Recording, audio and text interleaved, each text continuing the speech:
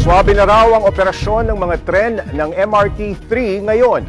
Kaya ang sunod na target ng pamunuan, pabilisin ang takbo ng mga ito. Gaano naman kaya yan kabilis? Nagbabalita si Gerard de la Peña. Isasara ulit ang MRT-3 sa Sabado hanggang Lunes para sa maintenance works. Pero pagbalik ng operasyon nito sa November 3, mas mabilis na raw kumpara sa kasalukuyang bilis na 40 km per hour ang takbo ng mga tren. Ngayong araw, tinesting ng patakbuhin ng mga tren ng 50 km per hour na huling nagawa noon pang 2014. At pagdating naman ng Disyembre, simbilis na raw ito ng maximum speed limit sa EDSA kapag walang traffic na 60 kph. Hindi na mayugyog at wala na rin yung vibration o yung panginginig ng tren. Bagong palit kasi ang relays sa buong kahabaan ng linya ng MRT-3, kaya mas swabe na ngayon ang takbo ng mga tren. Nakatutulong din daw ang pagpapabilis ng mga tren para maiwasan ang mahabang pila at siksikan. Ngayong itinaas na sa 30% ang capacity ng mga tren.